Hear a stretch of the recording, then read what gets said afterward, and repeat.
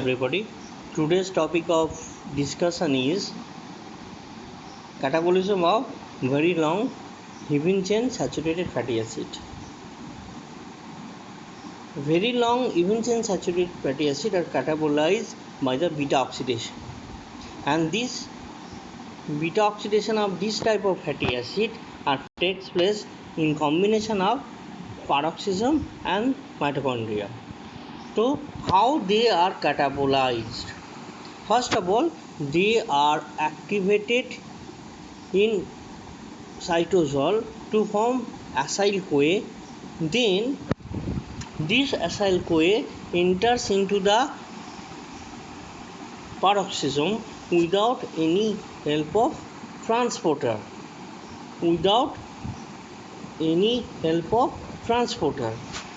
Then this acyl CoA is converted to delta 2 trans NOL CoA by the enzyme acyl CoA dehydrogenase.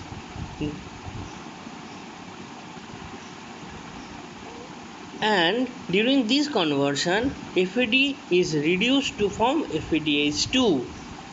Then this FADH2 is converted to FAD, and this liberated 2 hydrogen atom is accepted by molecular oxygen to form hydrogen peroxide. And during this conversion, there is a release of heat energy, and this energy is dissipated as a heat.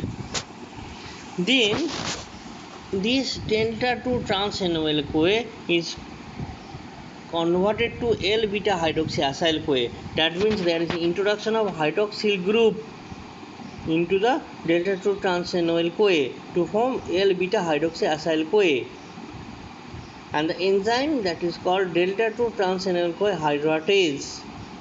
Then L beta hydroxyacyl CoA is oxidized to form beta keto acyl CoA.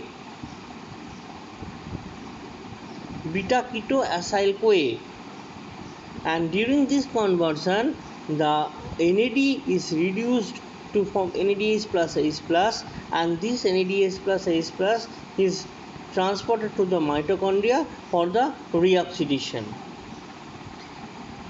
And the enzyme that is responsible for this conversion is L beta hydroxyacyl CoA dehydrogenase. Then beta keto acyl CoA is cleaved into two. One is acetyl CoA, other is acyl CoA that contains 2 carbon less.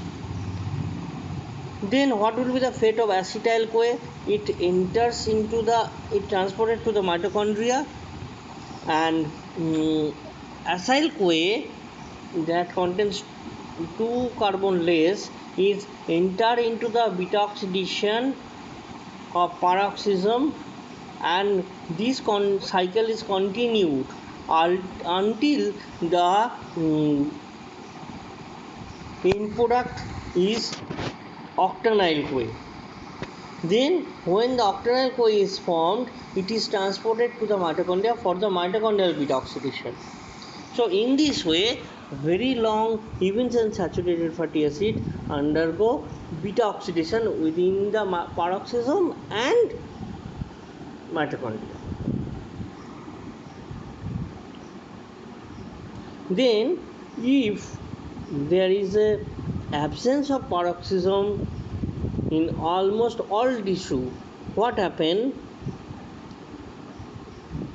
Very long even chain saturated fatty acids are not oxidized, so they are accumulated into the various tissues, particularly in the brain, liver and kidney, and this disorder is called Zellweger syndrome. And as there is an accumulation of very long even chain saturated fatty acid into the brain, liver and kidney, another name of Zellweger syndrome is cerebrohepatorenal syndrome. Then the minor catabolic pathway of even chain saturated fatty acid, that is the alpha oxidation and the omega oxidation. First of all, the alpha oxidation. Alpha oxidation takes place in the microsome of brain or liver,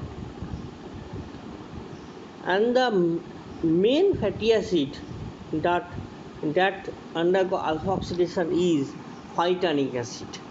Phytanic acid is obtained from chlorophyll, milk, and animal fat. Why these fatty acids not undergo beta oxidation? That is, it cannot be catabolized by the beta oxidation because it contains methyl group at the beta position, and that hindered the oxidation of this fatty acid by the beta oxidation. So it catabolized by the alpha oxidation. And how the alpha oxidation takes place? First of all, the phytanic acid gets activated to form phytanyl-CoA by the phytanyl-CoA synthetase, and the energy for this activation get from ATP terminal to phosphate bond from ATP, and there is a formation of AMP and pyrophosphate. Then the phytanyl-CoA is converted to alpha hydroxy phytanyl-CoA by the phytanyl-CoA hydroxylase. That means there is introduction of hydroxyl group at the alpha position, and during this conversion, alpha ketoglutarate is converted to succinate and oxygen is converted to carbon dioxide. And the peculiarity of this enzyme is it contains iron in ferrous state or vitamin C.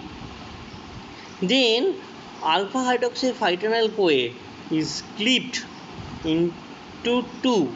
One is pristanyl and formyl-CoA by the alpha hydroxy phytanyl-CoA lyase. So what will be the fate of the formyl-CoA? Formyl-CoA is ultimately produce carbon dioxide, and the pristanyl, the aldehyde group of pristanyl is oxidized to form carboxyl group. Aldehyde group of pristanyl is oxidized to carboxyl group, and there is a production of pristanic acid by the aldehyde dehydrogenase. And during this oxidation, NADP gets reduced to form NADPH plus H plus. Then pristanic acid enters into the 6th cycle of beta oxidation, and ultimately there is a production of 3 molecules of propenyl-CoA, 3 molecules of acetyl-CoA, and 1 molecule of isobutyryl-CoA. So what are the importance of alpha oxidation? One is, we have said that the phytanic acid is oxidized by the this pathway, that is the alpha oxidation. And second is to synthesize the alpha hydroxy fatty acid like cerebronic acid found in the brain. Third, to form the ornithine fatty acid. Required in the brain. Then if there is a defect in phytanyl-CoA hydroxylase, what happens? Phytanic acid cannot be catabolized by the alpha oxidation, so there is increased blood level of phytanic acid, and there is patient presented with different neurological problems including blindness and the deafness. Next minor catabolic pathway of fatty acid oxidation, that is the omega oxidation, and that occurs in the smooth endoplasmic reticulum of the liver and kidney. First of all, by the cytochrome P450, there is introduction of hydroxyl group at the omega position.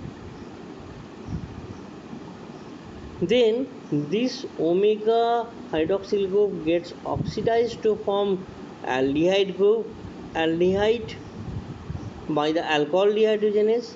Then this aldehyde group is oxidized to form carboxyl group by the aldehyde dehydrogenase, and ultimately that means there is production of dicarboxylic acid, and this dicarboxylic acid enters into the mitochondria and for the beta oxidation, and ultimately there is a production of succinic acid and adipic acid.